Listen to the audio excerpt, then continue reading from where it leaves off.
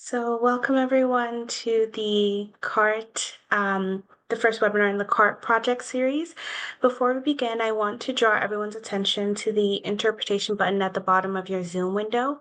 If you click on the globe icon, you're able to select the English or French channel. On the French channel, our interpreter Darcy will be translating the presentation from English to French. Today's slides will be in both languages. I'd like to go through some housekeeping items before the presentation begins. I would ask that you ensure that you're on mute for the duration of the presentation. You're welcome to use the chat to interact with each other during the presentation. You'll be invited to interact with the presenters and your fellow attendees through poll questions on Zoom, and later in the presentation, we're going to invite you to join some breakout rooms for a discussion. We will have about 20 minutes at the end of the presentation for questions and answers with the presenters, and today's presentation will be recorded and shared in the coming days. I will now turn things over to CASN's Executive Director, Dr. Jean-Daniel Jacob, to say some words of welcome. Bonjour tout le monde. Hi, everyone.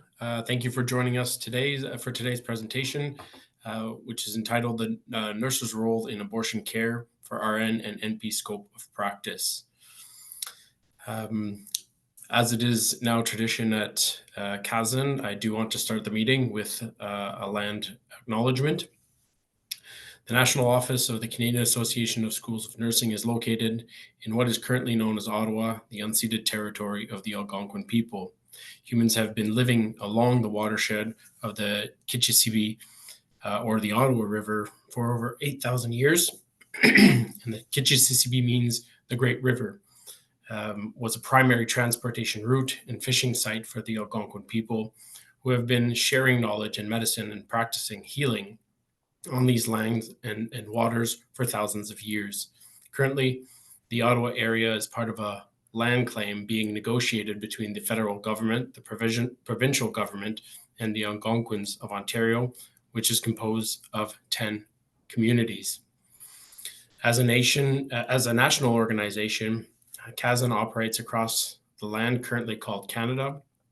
From this land, First Nations, Métis, and Inuit have derived and developed deep and varied knowledge and medicinal systems. We recognize that the systemic racism and colonialism embedded in Western academia has led nursing education to largely discount and exclude traditional knowledge, land-based learning, oral traditions, and lived experiences from considerations as valid and empirical ways of knowing, teaching, and learning.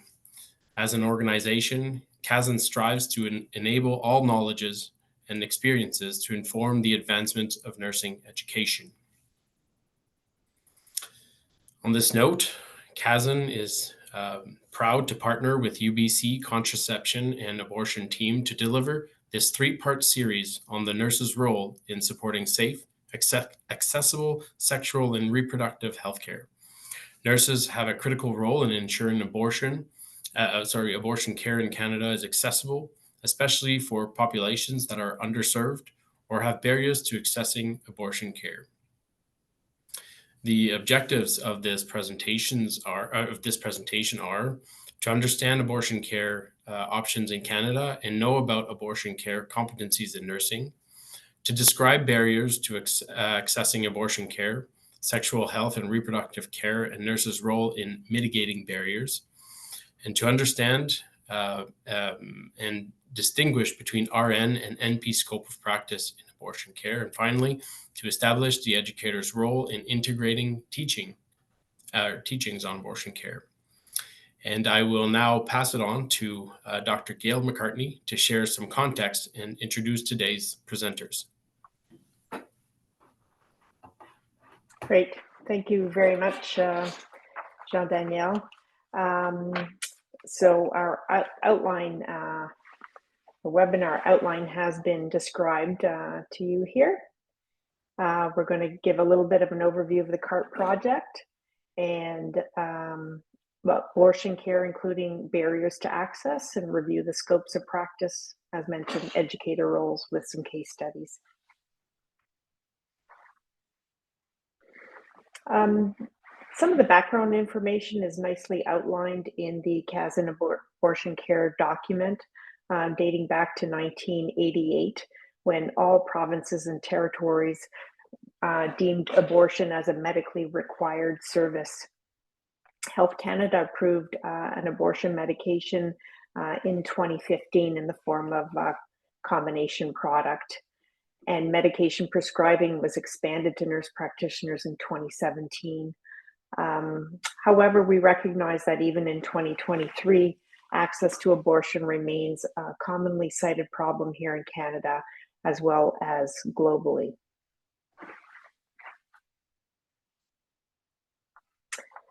In terms of a very quick overview of the process that started back in 2023, culminating in the document that was published in 2024, which is really quite an accomplishment, I think. A modified Delphi approach was used, and an advisory committee was struck, including experts from across Canada. An environmental scan was completed, looking at peer-reviewed literature, gray literature, related to the nurse's role in abortion care, and this literature was reviewed. An environmental scan was completed, and then a virtual consultation was completed across Canada, and the feedback was incorporated into the final document that was vetted with a validation survey. So I would like everybody to refer to the document if you haven't already become familiar with it. It's easily accessible. I'd also like to recognize the folks who were involved and engaged in this process over the course of from 2023 to 2024 from across the country. The table of contents outlines some of the content that's included in the document for review, including some of the background, and certainly extrapolates on the competencies and indicators on the next slide. So in all, 7 indicators, competencies were identified, 6 at the undergraduate level and 1 at the nurse practitioner level. And I'll refer you to the document to review those indicators. I'd also like to note, as Jean-Daniel mentioned, there'll be 2 other webinars coming up related to this project. The second one looking at professional responsibility and gender inclusive and intersectional affirmation abortion care. And the third webinar will be on the nurse's role in supporting reproductive justice and with Indigenous peoples. It's my pleasure now to just give a brief bio of our 2 presenters today. First is Kelsey Larder.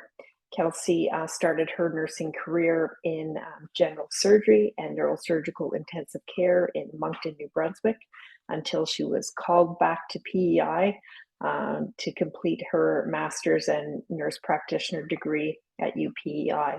She did work for some time in primary care before she moved into an area that she developed her passion in, women's health and sexual health in particular. She's been working as a nurse practitioner in sexual health options and reproductive services, or SHORS, in Charlottetown, PEI. She's advocated for much change at the program level and continues to advocate for patients, particularly those in vulnerable situations. Our second presenter today is Asia Tost.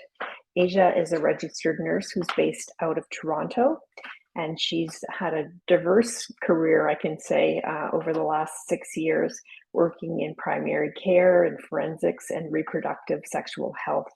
She has a commitment to equity, particularly related to abortion care. She teaches at the undergraduate level as well as the university level. She serves as a team lead in a nonprofit abortion clinic, supporting clients and learners, including students and nursing staff. She has a particular penchant for policy development, including trans and gender diverse inclusivity and survivor-centric practices around abortion care contexts. And in her spare time, she's working towards doctoral studies at the University of Saskatchewan. So welcome to the two speakers. Thank you.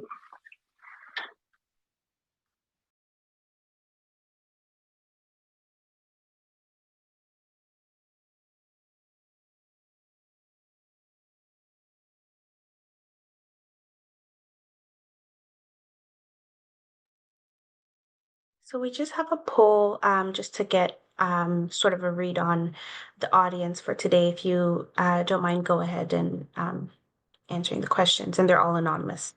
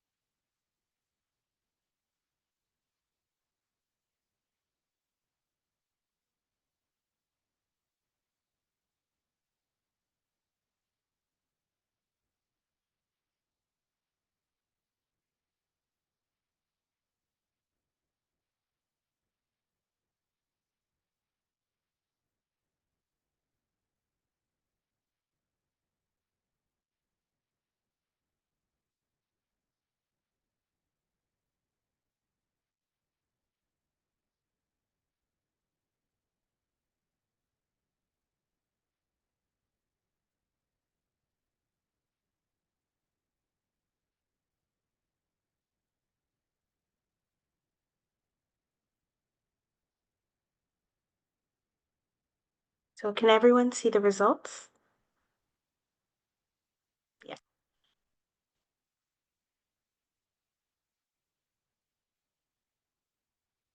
And I'll pass it on to HR Kelsey now.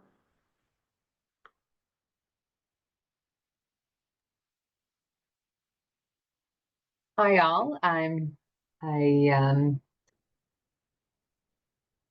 think we're good to go. There I am. Perfect. Thank you so much, Gail, and for that really kind introduction. Every time someone does a bio of me, I always feel like it's pretty impressive, and I'm just Kelsey from PEI. So thank you very much for that kind introduction. And thank you all for attending today. And thank you to Kazan and Cart for being part of this great project. Aja and I have been really excited to work on this and to help share some information and kind of meet the objectives from today. It's so great. Thank you all for answering the poll as well. It's great that to kind of know where we're starting at. So it looks like about a quarter of you have worked in abortion care before. And a vast majority, or I guess 46% are educators, and then kind of the rest are between RNs and others. So that's so great to have that kind of background to know where to start. In general, to kind of start off, Aja and I thought that we would just kind of do a review of medication abortion, surgical abortion, and some resources for guidelines on that. Medication abortion, you can pop to the next slide, Lois. So essentially that is offered here in Canada from 9 to 10, up to 9 to 10 weeks gestational age, or up to provider discretion. Can be many side effects with the medication abortion. So of course, here in Canada, this is by the route of a medication called mifepristone, which is mifepristone and misoprostol. There's a lot of side effects with this medication: bleeding, cramping, fever, aches, chills, diarrhea, nausea, and it can last for up to 24 hours as the products of conception, or POC, are passing. And then the cramping and the bleeding can last up to 4 weeks after. Of course, like all other medications, there can be contraindications: hemorrhagic disorders, concurrent anticoagulation therapy, hypersensitivity to the medication, or other prostaglandins, ectopic pregnancy, chronic adrenal failure, anemia, and if there's an IUD in situ, that has to be removed prior to starting that, along with other contraindications in which you can read there.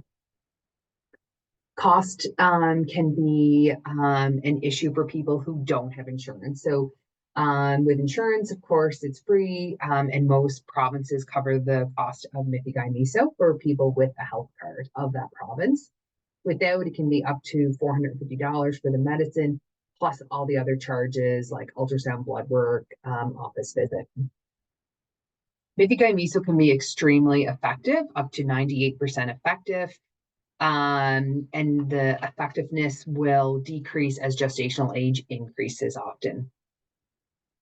And if unsuccessful, often a uterine aspiration or surgical abortion would be required.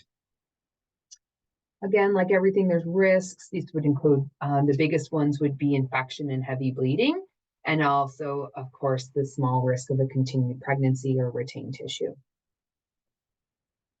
For provider considerations, one of the biggest things is to consider one's own scope of practice and prescribing limitations, and really knowing that if you're unable to prescribe, whatever the reason may be, to know the referral process and local providers, so that you're ensuring that you are not, if you can't provide access to it, that you know how to help that person get access to the medication. In regards for the patient, there's several personal and safety considerations. Are they able to drive themselves to the appointment? Do they have a safe spot to have their medication? Do they have an area where this would be okay for them? They often require at least one day off work. They should not take step one. If there's any ambivalence, if you take step one, you definitely need to take step two. And then there's also, depending on the provider, there can be low touch or no intervention methods. And so this sometimes can be great for people who have limited transportation or people in very remote rural areas. We always want to make sure patients know when to seek urgent care. So if there's any excessive bleeding, fever, chills, discharge, that's abnormal. Unresolved pelvic pain that doesn't get better with medication, and or if they've continued their medication and then they still have ongoing pregnancy symptoms, that is something that you would want to educate them to ensure that they seek urgent care. And I'll give it over to Aja to do a brief overview of surgical abortion. Thank you so much, Kelsey. I'm very excited to be here with you all today. Just before I discuss surgical abortion, I wanted to check in. Does anyone have any questions about medication abortion at this time? That's okay if you don't. You can just put any questions into the chat as well, and we can be informed as we move along. So in terms of surgical abortion, I just want to emphasize in Canada, there are no legal restrictions on when someone can access abortion care, but access can be affected by factors such as the type of procedure, provider availability, and geographic location. For example, in rural or underserved areas, access to trained providers might be limited.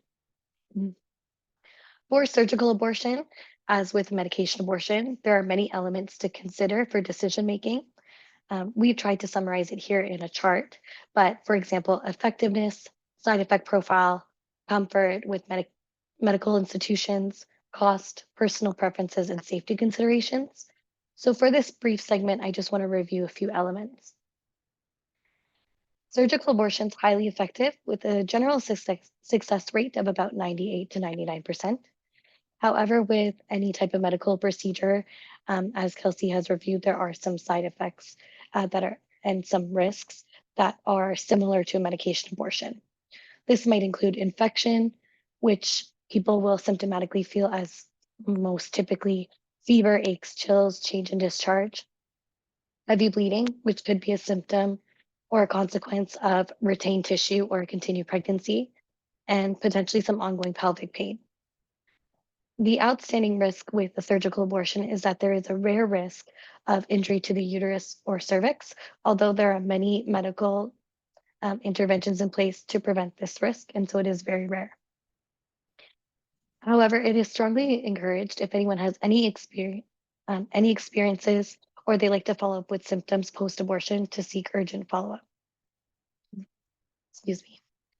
In terms of cost, If someone has insurance in Canada, there's typically no charge for surgical abortion. However, without insurance, the procedure can vary in cost depending on community supports, funding, and the model of funding for the abortion care center that someone is seeking care at. And that's dependent on province and territory. If a person chooses to have a surgical abortion, they can elect to have sedation or pain medication for their procedure, which can make people feel dizzy, sleepy, nauseous, and the recovery experience can vary depending on the setting. For example, if somebody had general anesthetic, they may feel a little bit more out of it for the day and they would need an alternative transport home. For recovery, it is advisable to usually take about a day off work, depending on the type of procedure, recovery time, as well as people's personal circumstances. And something I'd like to mention is that this discussion about a client's pregnancy and pregnancy decision making is vital. So having that rapport during a conversation with the client, it's really important to not assume what a person would like to do, but rather explore how they would like to manage their pregnancy, whether that is with a continuation of a pregnancy or a termination. And these conversations should be personalized, trauma informed, and rely on transparent communication about safe healthcare options, provider knowledge, and timely referrals, as Kelsey has mentioned. Ultimately, throughout this, we just want to support clients the best that we can and help them navigate any challenges that can arise with abortion care. So the next segment, Kelsey is going to be discussing what are some possible resources for folks where this information is new. There's a lot of great services and resources out there to learn more.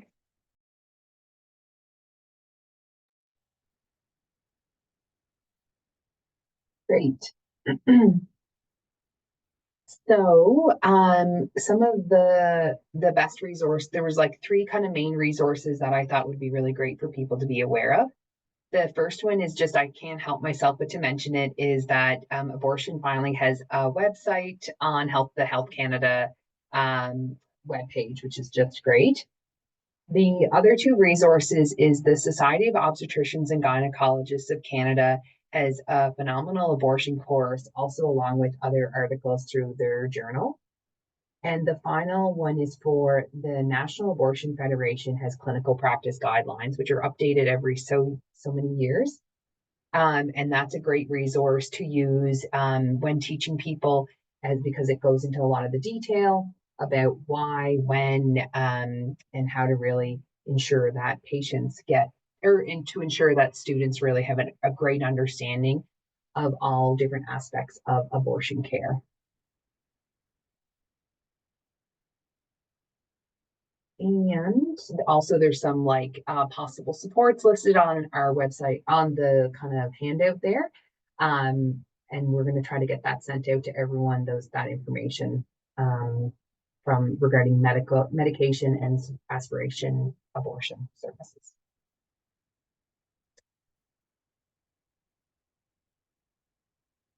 So this is the next poll question. And if people want to answer in the chat, right, I think that's where we're putting it. What do you feel are the current barriers to accessing abortion care?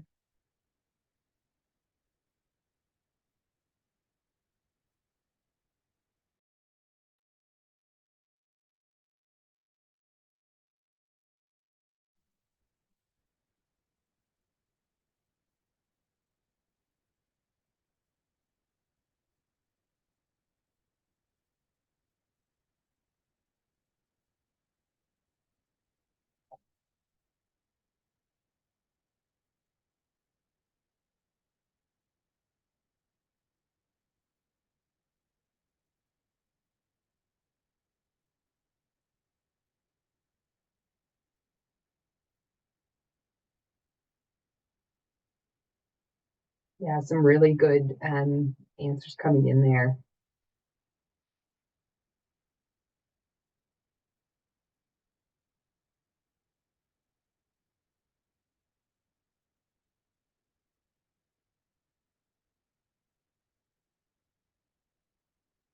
And yeah, so true. So the stigma, the fear, previous experiences, lack of awareness is one that seems to be coming up a couple times, geography, and then of course, the things going on in the United States regarding to their political situation. We're going to go through some of the 4 main barriers that we felt are appropriate to kind of include for today. Aja is going to go through the first one on geographical access. Thanks everybody for sharing your ideas in the chat. It totally seems that we're all kind of like on the same page in terms of some of the barriers.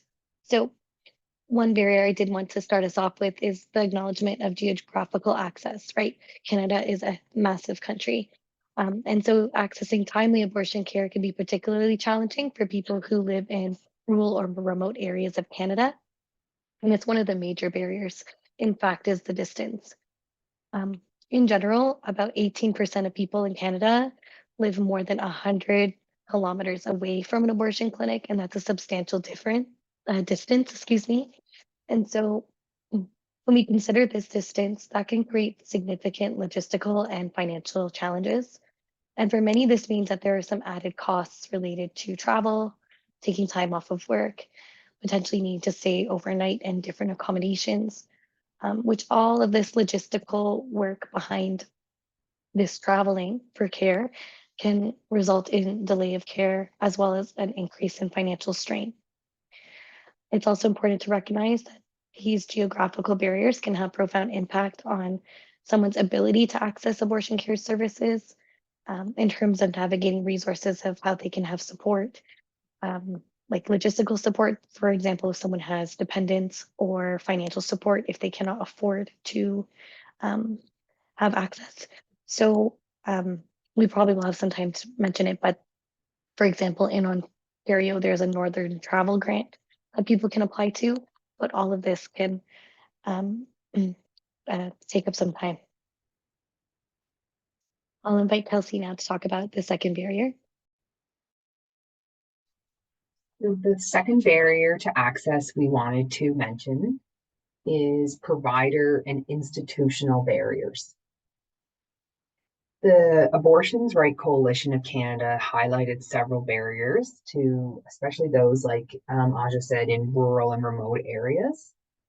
Often only urban hospitals will offer abortion care. Clients need to travel far distances.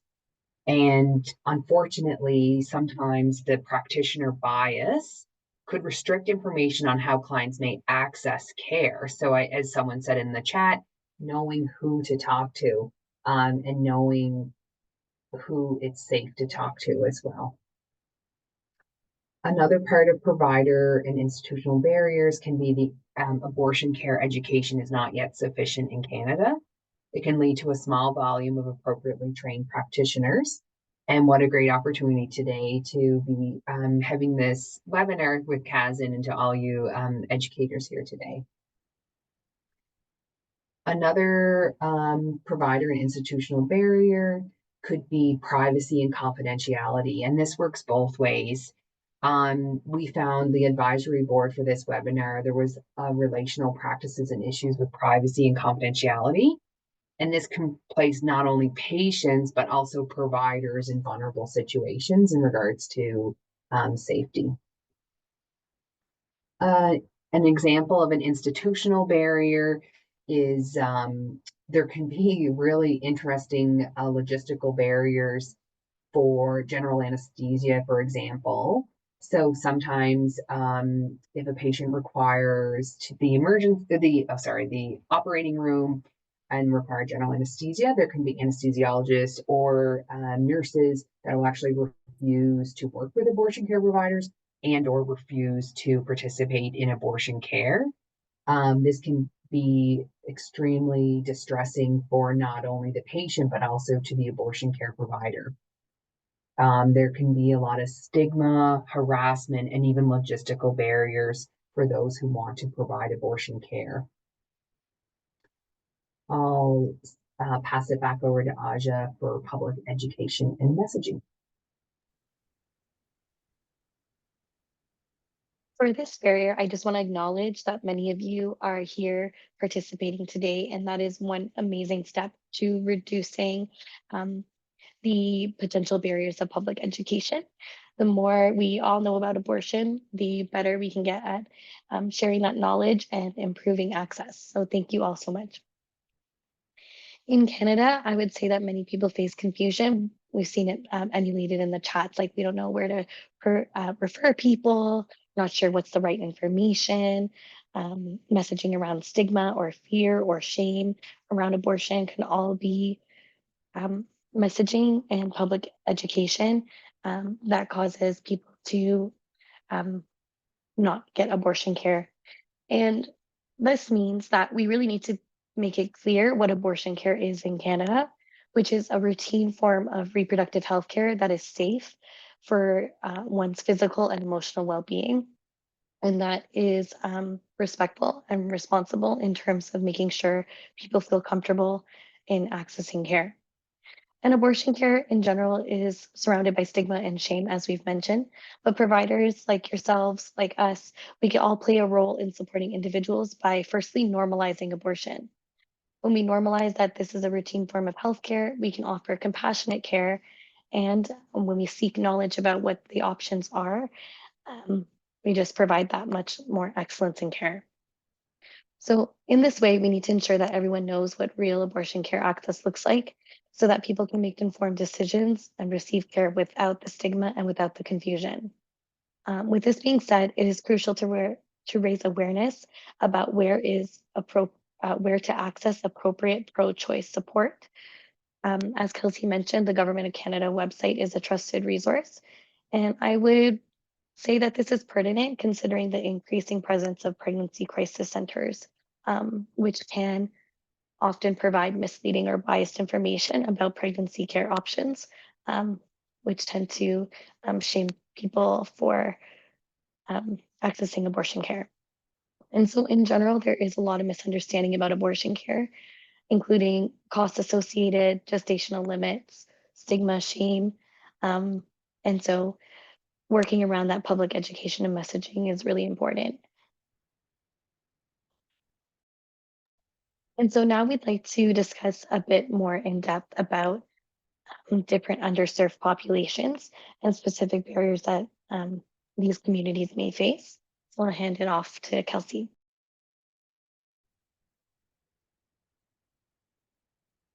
Perfect.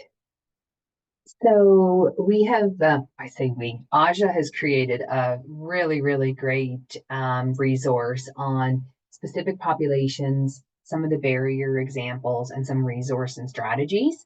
We're going to briefly go over them, but it will also be available to be sent out to to everyone who's here today.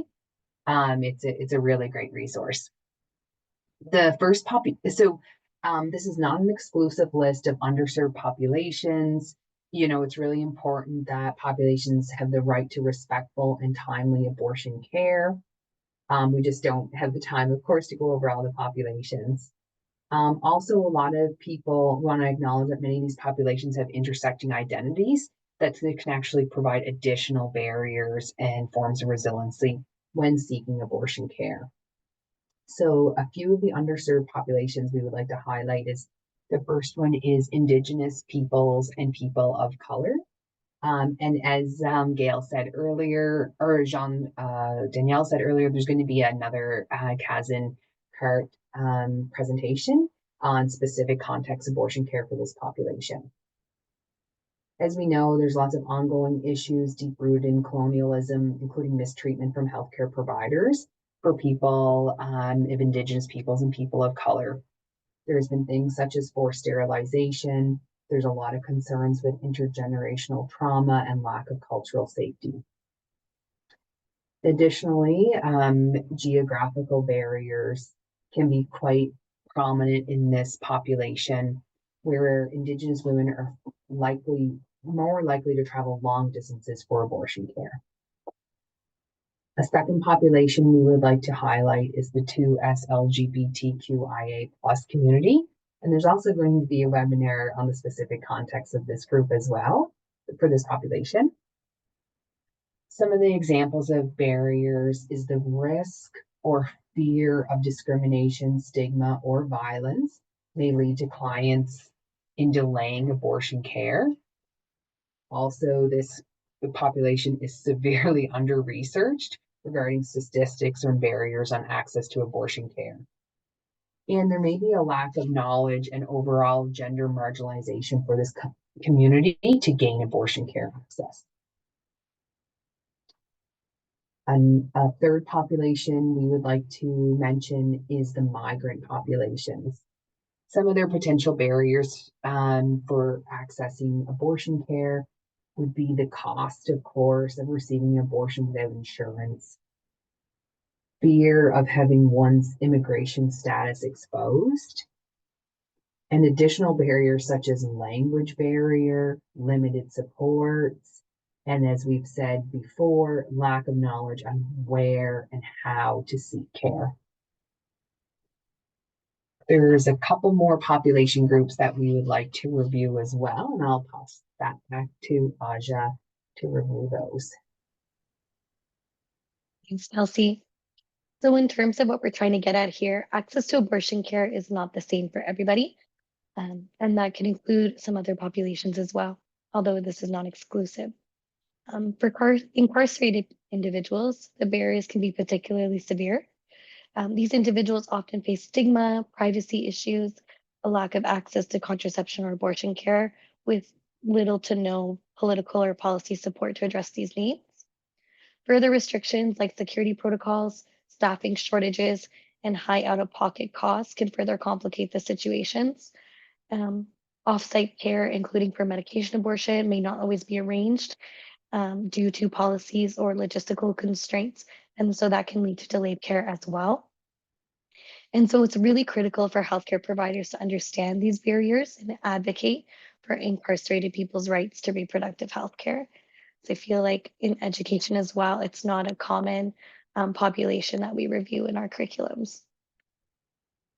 I want to shift focus to folks who have varying abilities or disabilities. These individuals can face significant challenges. Physical barriers to medical facilities, financial hardships, and potential discrimination from providers are just a few examples. Compounded stigma due to mental health concerns can also be barriers. Excuse me. And so to support individuals with physical disabilities, it's essential to use accessible communication methods and work with the client to figure out what that means. Examples of that could include Braille or read out loud functions, and ensure that healthcare spaces are physically accessible according to ODA and according to our national laws. Additionally, it's important to advertise any available accessibility features and explore local transportation access programs, which may be free. Other methods for addressing barriers can include offering support, people to be present, to pace communication according to client needs, and to have routine check-ins with clients about their emotional or mental well-being and offer counseling resources. I would like to briefly mention as well, for survivors of domestic violence and or sexual violence, abortion can be a very complex health issue. Just to give folks some context, people who have experienced intimate partner violence or domestic violence are twice as likely to seek an abortion, although this statistic is likely very underreported. Gender-based violence can lead to coercion, delays in care, a lack of privacy, and all of these concerns can make it harder to access timely care.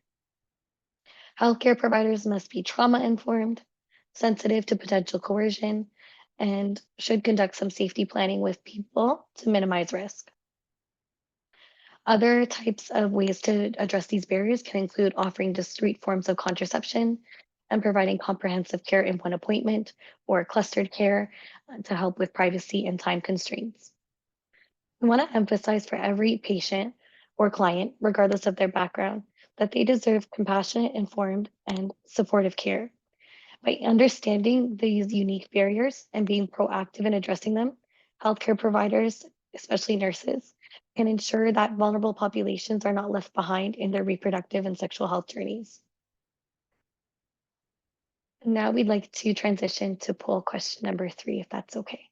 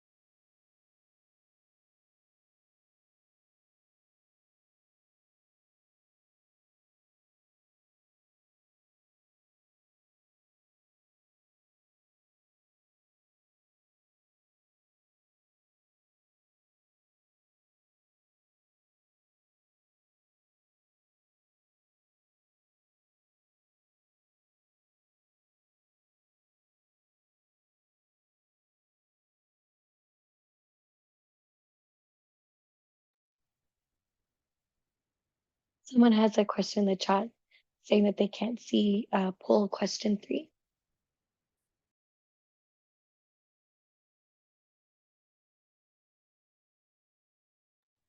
Sorry about that.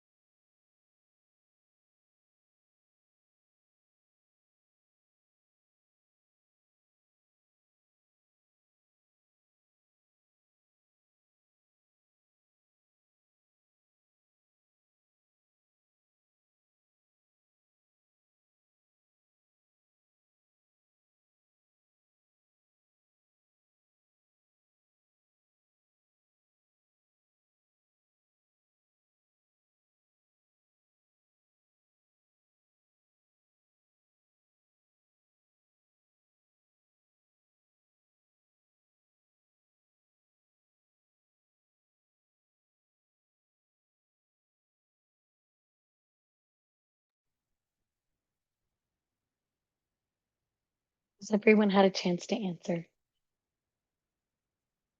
Or if there's an issue with the poll, we're welcoming people to say things out loud if you feel comfortable.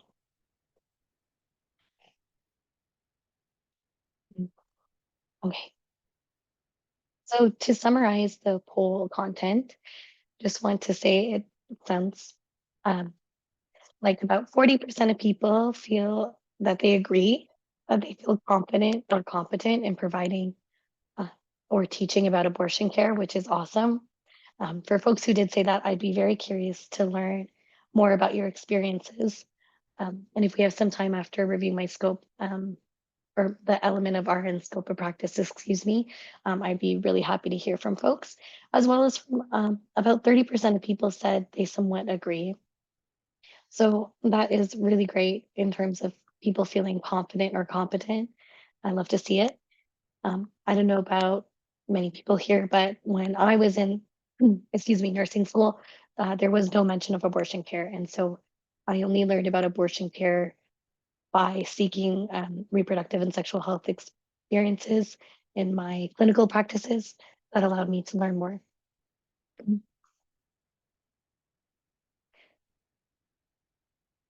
Right. So in terms of the RN scope of practice, excuse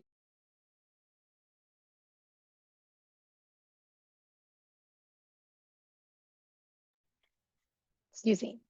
I just want to preface a review of the RN scope by stating that RN scopes can vary across settings, geographical access, and within workplace cultures. For instance, in some abortion care settings, an RN role may be primarily education based. So, for example, teaching about medication abortions, side effects, expectations. And in others, there may be a more expanded technical role under medical directives. So, for example, that might be if you work in for example, for myself, a freestanding clinic, you might be able to work under medical directives to conduct ultrasounds, perform RH or ROGAM testing, potentially prescribing contraception, depending on your practice and your scope and your knowledge. So with that being said, when providing abortion care and reproductive health services, it's essential to stay informed about best clinical practices, guidelines, and ethical standards. As nurses, we must be well versed in the clinical care competencies that are required to ensure we're delivering the highest standard of abortion care. This can include understanding our code of ethics and adhering to it with every interaction with patients, ensuring that we treat them with respect, compassion, and confidentiality at all times. And equally important is understanding the scope of practice within your specific province or territory, including your regulatory body or college, as regulations vary across Canada.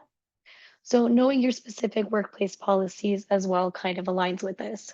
So, maybe when you work in one setting in a hospital, maybe you don't work under a particular medical directive and you need a written order to conduct a certain assessment for abortion care. And maybe if you work in a different setting, you work under medical directives, it's all going to vary. And this regulation in terms of scope of practice will vary for contraception access as well. I know in Ontario, BC, Newfoundland, we do have an expanded scope with nurses where we can prescribe contraception, which I'll mention briefly later. But in general, knowing our scope of practice, what we can do and what we need some support on means that we also know when to recognize when referrals to other providers may be necessary or more appropriate, and collaborating with healthcare providers in different disciplines. Now, related to that, I just want to mention that we just talked about barriers. So access to abortion care and reproductive health services are riddled with these barriers, including logistical, financial, and emotional challenges. And so as nurses, we're usually frontline, so we build that connection with clients. So by building that rapport, they usually trust us to be knowledgeable about resources available in our communities, whether it's financial support, what are the local trusted clinics, um, what are clinics that folks have had, excellent experiences in, and what are some other services that can help reduce these barriers, such as like the National Abortion Federation or Action Canada Sexual Health.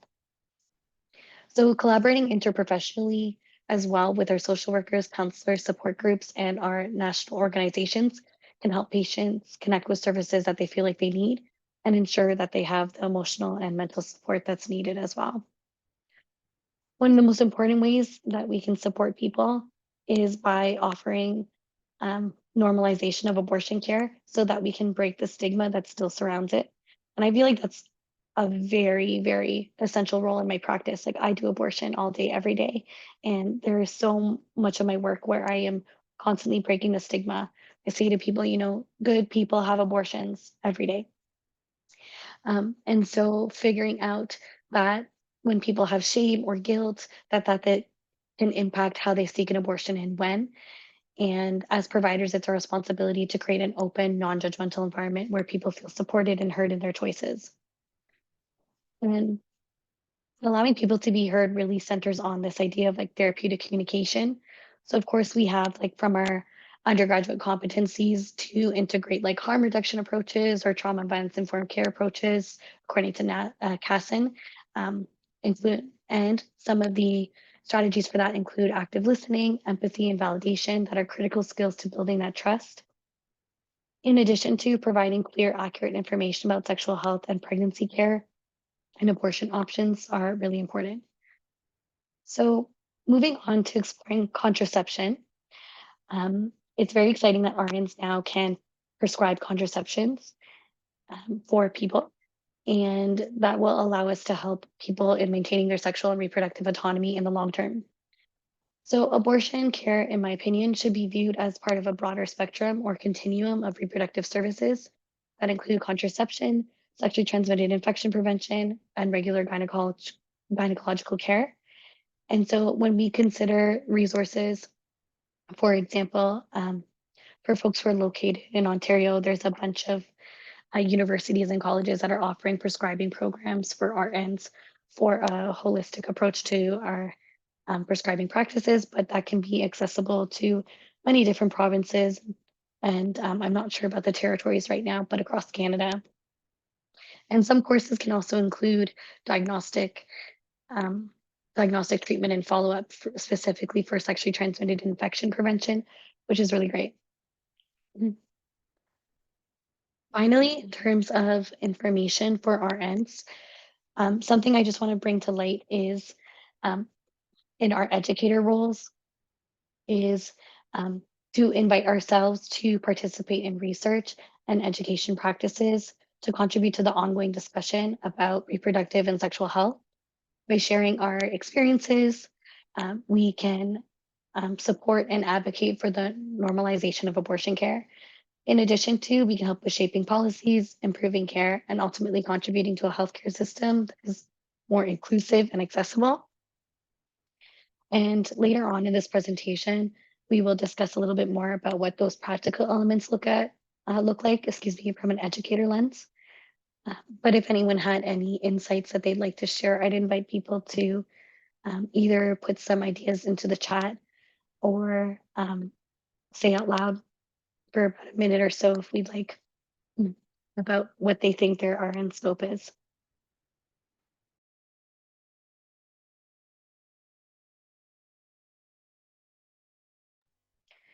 And it's also okay if you don't want to be put on the spot.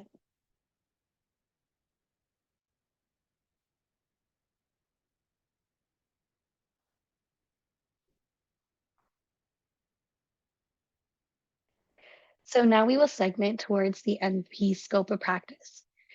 Kelsey will be leading that role, but we'll have a poll in the interim to get people's thoughts about NP competency related to abortion care. Thank you.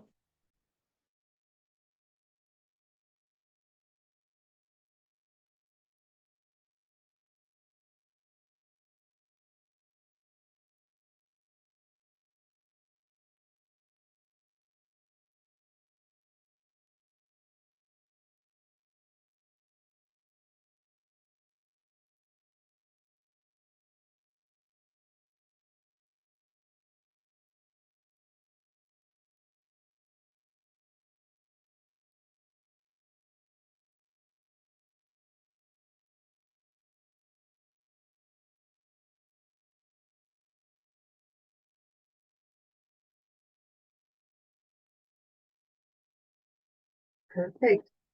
Thank you all so much for answering that poll. Kind of like exactly what I anticipated. Like, do you feel new NPs are competent?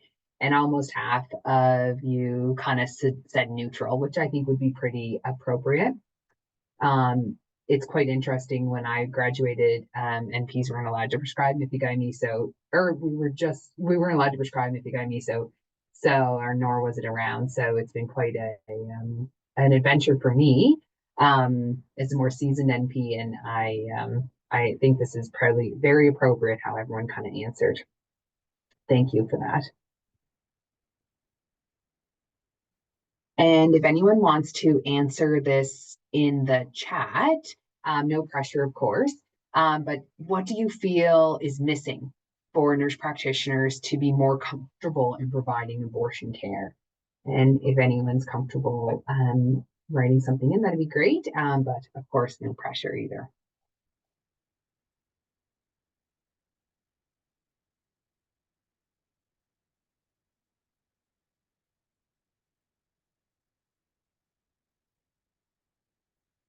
Somebody wrote support, and how true, to really ensure that you have the support from colleagues and preceptors to ensure that you're comfortable learning about that. Yes, navigating barriers themselves, how true. Training, education, yeah.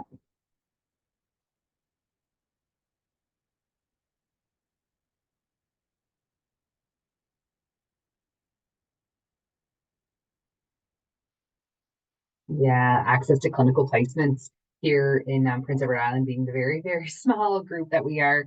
It was a long time before I could even take on students due to some logisticals, which is really interesting. And we take students now, and it's been just such a phenomenal opportunity to do that. So yeah, thank you so much for people who answered that. And if you think of anything else, just pop it in the chat anytime. I'm kind of wanted to really kind of get into the meat of the NP scope of practice in regards to abortion care.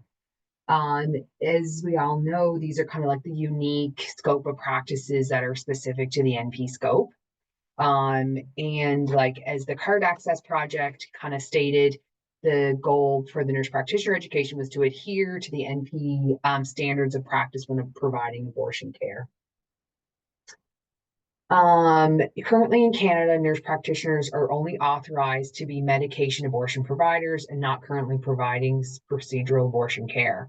However, as we know, the role of the nurse practitioner is essential for both cases. As we all know, nurse practitioners are registered nurses who have additional education and nursing experience. And as nurse practitioners, we follow the nursing process and these additional scopes. So the first one, autonomously diagnose and treat illnesses. For the nurse practitioner in abortion care, there's an opportunity to diagnose several conditions, including pregnancy, pregnancy of unknown location, miscarriage, ectopic pregnancy, and symptoms associated with the same, such as hyperemesis gravidum.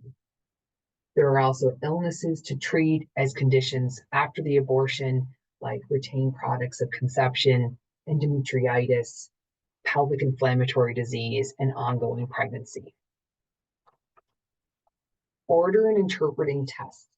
Some of the specifics in regards to that is the nurse practitioner working in abortion care must be able to order diagnostic imaging such as ultrasounds to determine location of pregnancy and dating, to determine if the patient is a candidate for medication abortion.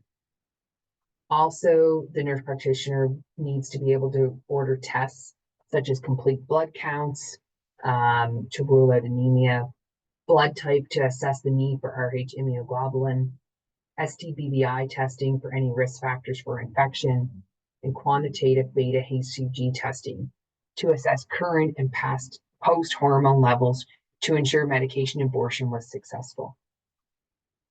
Also, at times, it is essential to be able to order follow-up testing for collaboration with specialists for any other findings during the visit and or troubleshooting issues post-medication abortion. Prescribed medication. The obvious one here is mifenyg-miso, of course. It's essential that the nurse practitioner have the basic pharmacology of mifepristone and misoprostol, including mechanism of action, efficacy, including efficacy based on length of pregnancy thus far.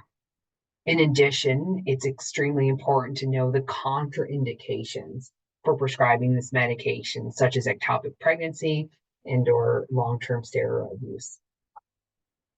The nurse practitioner must also be comfortable with prescribing antiemetics, non-steroid anti-inflammatory drugs, opiates, and antibiotics as needed for the patient, either before, during, or after medication abortion. As Aja talked about, contraception is also a great opportunity to have a conversation, can be discussed and prescribed during the appointment, or more commonly at a follow-up appointment after. In our clinic, the nurse practitioner will see post-procedural abortion and medication abortion patients for contraceptive teaching. It is essential that the nurse practitioner have a good understanding of contraceptive types, when they can be started after the abortion, depending on the type and patient's risk factor. This would be a crucial factor for all healthcare providers and all nurse practitioners, even those who are not providing abortion care, as many patients return to their primary care provider following an abortion looking for advice on contraception. It's not really under this, but I can't talk about contraception without, of course, briefly mentioning contraception coercion. So it's also very important that the nurse practitioner be aware to limit any contraception coercion for patients. Perform medical procedures. So performing medical procedures for the nurse practitioner involved in abortion care could involve placing or removing an intrauterine device or contraceptive implant. Also medical procedures such as pelvic exams to assess for dating, infection, cervicitis. In addition, knowing how to arrange for STBBI testing and or HPV test or pap smears if the patient is due and or requires the testing. Of course, this is not an exhaustive list, and NPs have different scopes throughout the country and where they receive additional training specific to their clinic and or population of patients. And collaboration. Collaboration is always an essential part of any healthcare provider's work, and this includes the nurse practitioner. It is required that nurse practitioners know when to collaborate with other specialists, such as specialty NPs, medical doctors, and obstetrician gynecologists. An example of this would be an ectopic pregnancy, ongoing pregnancy after a medication abortion, and concerns regarding retained products of conception. As we are aware, the level of collaboration is often dependent on the individual nurse practitioner's experience and practice, and who they collaborate with can be dependent on who is in their area. The nurse practitioner needs to be aware of their own limits and who they can reach out to for advice and collaboration when needed.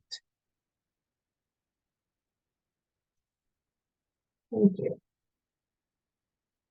We're going to now go, I think, can't remember, yes, there is one. Thank you. And so we're going to move on to the educator's role. So I'll just read the question in case not everyone can see it. So in your experience as an educator, is abortion normalized in your curriculum? And then Aja is going to go over the first bit of this.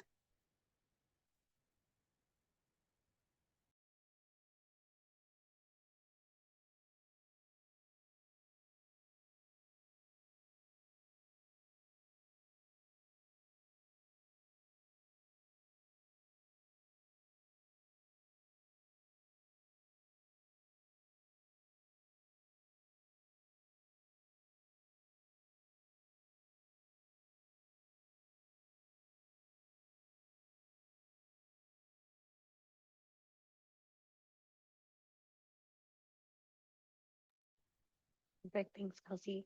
So just looking at poll number 5, um, most folks have answered getting there, which I love to hear. That's just great. Um, as I mentioned before, that was not my experience when I was a nurse. Um, so I'd love to hear it.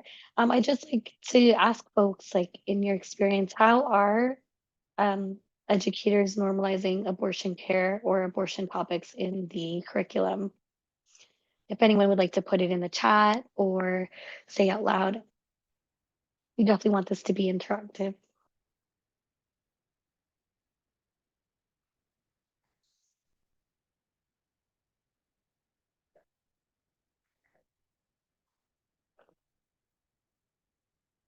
Hmm. I see somebody has commented peaking thought as a trauma and violence informed care lens. Okay. Do you feel comfortable kind of elaborating on that?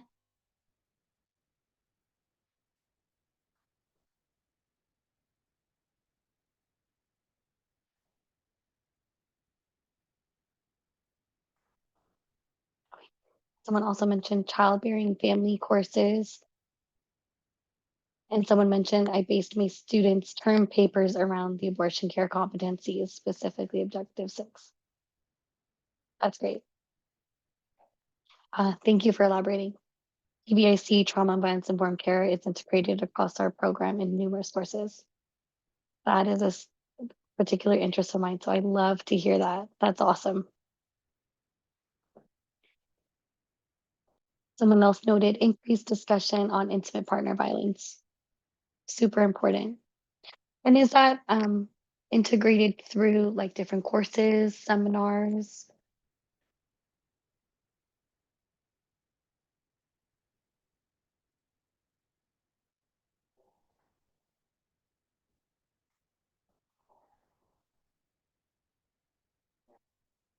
Thanks, Chance answer. Mhm. Women gender is also a lot of gaps. Absolutely. Yeah. And someone mentioned it's still instructor driven. Yeah, I see that. I mean, that kind of trend as well, depending on like instructors' comfort level, what they think um, abortion is, and how they think that they can integrate it into their practices. Yeah, absolutely. And that's why it's so important to have amazing folks as yourself and educators lead the way. Because as we know, like nurses have long been leaders in abortion care, but our role have been often underutilized. And so by having conversations like today, we're paving the way to decrease those stigmas and integrate abortion into curriculum. And so I just wanted to dwell in a little bit here. Um, that as educators, we have a responsibility to ensure that students and new grads are equipped with the knowledge skills necessary to provide safe and reproductive health care. I love that we're integrating the CART core competencies into papers. Like that's such a excellent idea. And the ongoing discussions around the intersections of trauma, violence, intimate partner violence, and abortion. Um, I definitely see those in my role as a forensics nurse and as a abortion care provider. I just see a note here. Someone said, my good nursing friend did a great lecture. She works in abortion care and shared the slides. Amazing. Thank you so much for sharing that. I definitely am going to check that out later. So in terms of the educator's role, I just want to say that we're kind of already been chatting about this, but normalizing abortion and making it a part of regular healthcare is really important. And integrating relational skills and psychosocial holistic skills. We've kind of been talking about that and integrating different lenses of our frameworks for care, for example, for trauma and violence informed care. Other ways of integrating it, someone mentioned through papers or course requirements. It could also be or childbearing courses someone mentioned. So integrating abortion into different courses, whether that's through um, even integrating it into reading. So for example, for excuse me, for like community health classes, some of the readings could be on abortion care, or in a research course, one of the studies could be incorporated, or numerous studies could incorporate abortion care from a qualitative or quantitative standpoint and have students assess the research itself. I love all the comments in the chat. Someone wrote that UBC CPD has a great course. Yeah, they totally do. Yes, please keep sharing as many resources as possible in the chat. Love to share resources. I would also mention that for an educator role, it's important to offer or advocate for learning experiences related to abortion care. Now, I know this can be a little bit tricky in terms of integrating it because of placement restrictions, um, and it can also be because of um, preceptor or mentorship lack of knowledge, and kind of a lot of pieces have to align. We can also do learning experiences through like simulation labs involving education through course studies, and we can incorporate, which Kelsey will chat about a little bit more. Sorry, Kelsey.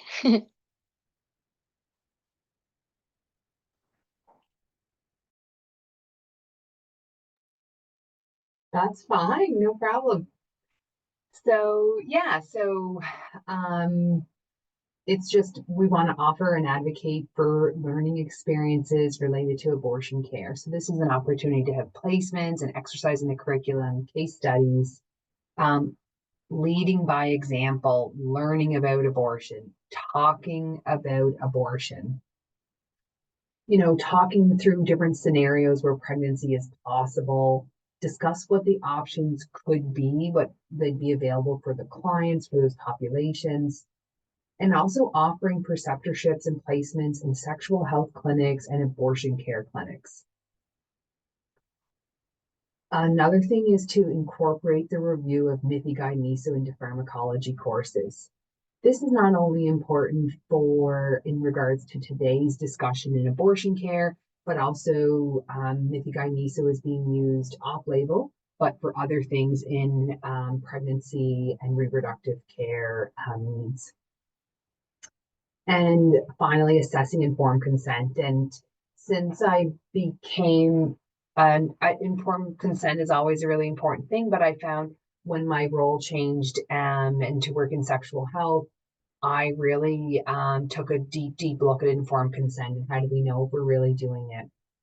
And I always go right to the source, and to one of the things that I really rely on is the Canadian Nurses Protective Society. And of course, they have a great information on info law and consent to treatment and the role of a nurse. And I always just like to take an opportunity to signing a consent form is not sufficient. There's 6 criteria. Those things include the consenter must be informed, they must have the legal capacity, the consent must be genuine and voluntary, and it should be obtained without coercion, threat, or undue influence, and with the influence of drugs or alcohol. And I found as a nurse practitioner, that was one thing I really had to get my head around, was assessing informed consent and the medical legal potential implications of that as well. I think so. Oh, we are doing perfect on time. This is great. So Kai, the case study. Asia, do you want me to keep going? Yes. Okay. So this was a case study that Asia came up with in regards, this could be a potential case study educators could use in their clinic, or in their clinic. Sorry, I still have my clinic hat on here, not my educator hat on. And their case study in as an educator in their classrooms and with their students.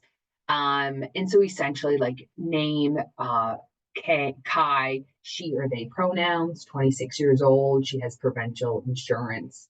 Some medical history there, such as like she has no known drug allergies. She does have asthma and she uses Ventolin and salbutamol. She has regular bleeding and menstrual cycles. She had treated chlamydia in the past, no other health conditions. This is her first time pregnant. She had an ultrasound confirmed to be 7 and 1. No one is aware that Kai is pregnant, including the other person involved in the pregnancy, which is not a current partner. Kai shares with you that they're unsure of how to proceed and wish to discuss options.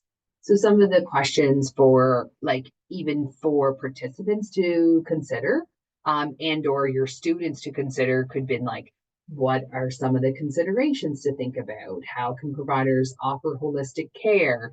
Is there any additional information? What are appropriate abortion care options? And how would you counsel Kai through this? So we thought this would be an opportunity for us to go into breakout rooms, I think. And just so we have an opportunity to discuss it in a bit of a smaller group.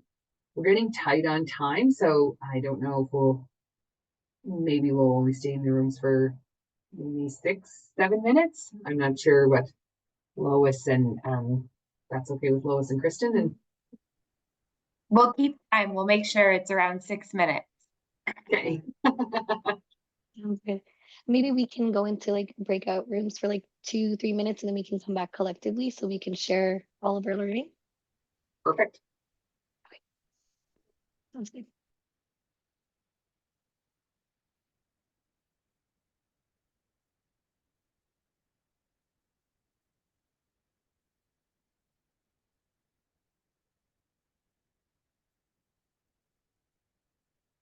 All right, folks should have something to join a breakout room now.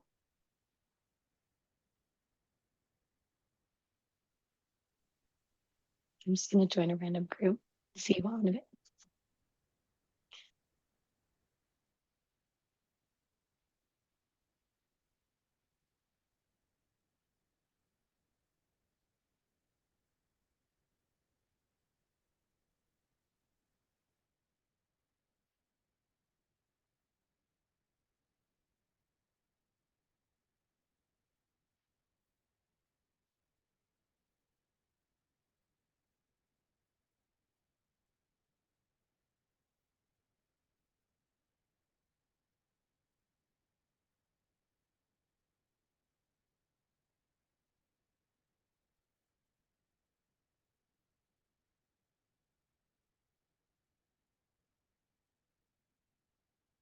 We transition.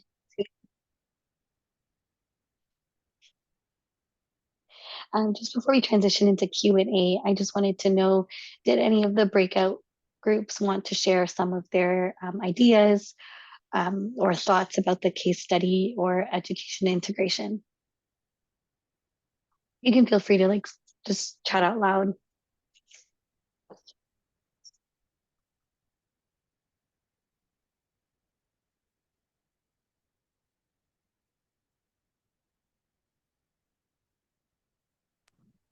I can say something if no one else from our group is going to say something, but I'm borrowing others' brilliant ideas. But we were talking about building like a trusting relationship, informed consent, coming with a trauma-informed awareness that pregnancy doesn't equal like an emotion that like we label, like allowing that person to label their own emotions, and like coming at it from building like a trusting relationship and like openness to like answering any medical questions that they may have.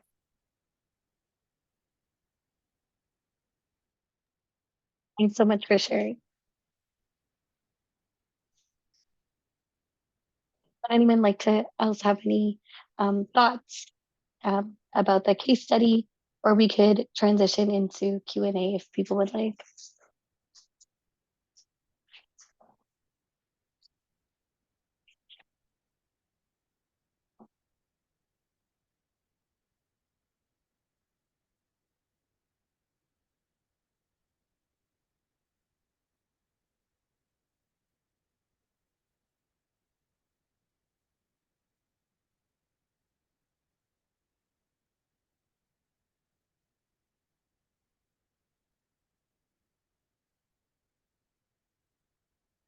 Perfect. And I love this little networking um, chat that we have going on there. If anyone would like to connect outside of today, that would be wonderful. I'm always open to that. So I put my Gmail in the chat there. We could start a little, not a little, but we could start like an educator networking thing. That would be rad.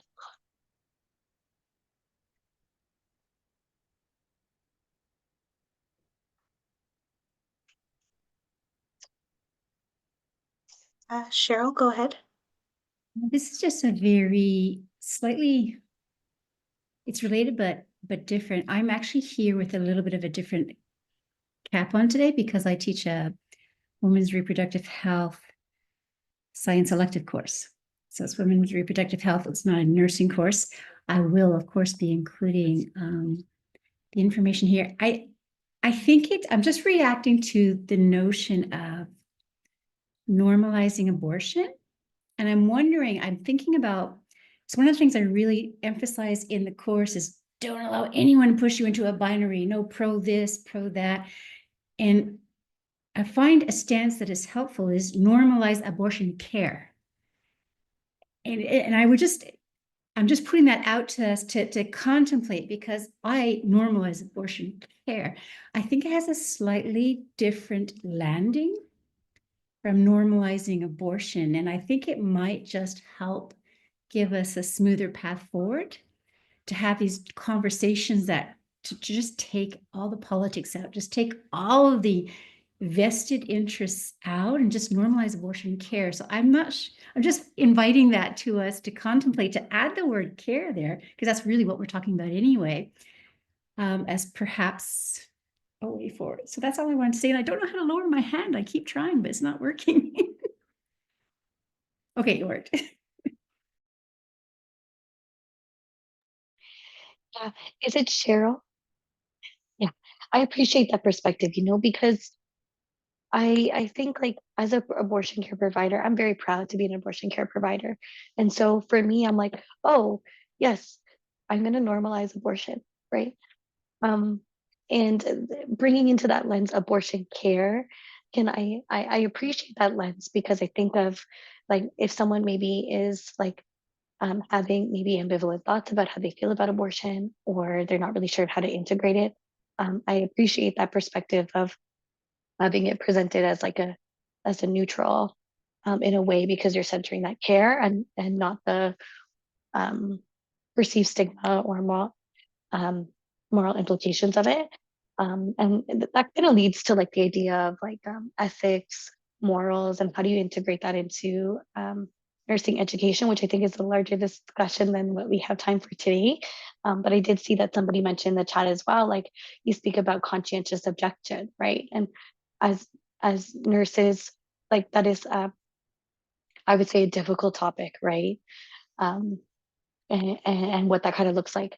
But there are some really interesting reflective value clarification workshops that are offered through NAF and some other resources that we can share with you all that kind of unpack what kind of values, ideas, emotions come across when we hear the word abortion and how that's integrated into healthcare.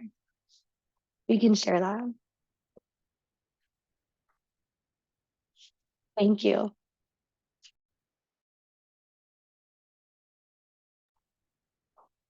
Does anyone else have any questions, thoughts, insights before we wrap up today?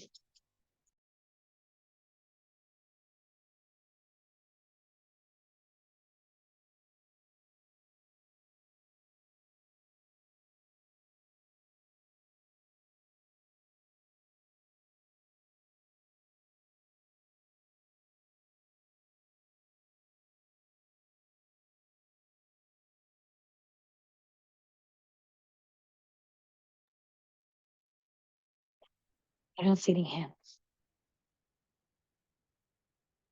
Mm-hmm.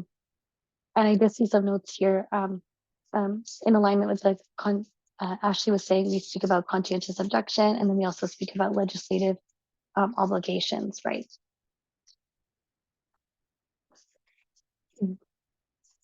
Right. Totally very, very important things. Maybe that could be a fourth Hassan webinar. This a thought? No pressure, Cass. All right. Well, are we all okay if I just start this to close off? Is that okay? Yeah, thank you so much to our speakers, Asia and Kelsey. Thank you for sharing your time and your insights and your expertise. I hope everyone found it insightful, and there will be some follow-up with some materials that the presenters have created for everyone. So look out for that in the emails, and if you ever want to connect with the presenters or any of the other members, you can always reach out to me as well, and I'll send an email for you. So thank you for your time, and have a good rest of your day, everyone. Thanks so much, everybody. Really looking forward to connecting with people in the future. And you might see an email from me, from folks who said that they want to network. I've already written down your emails. Fabulous. Take care, everybody.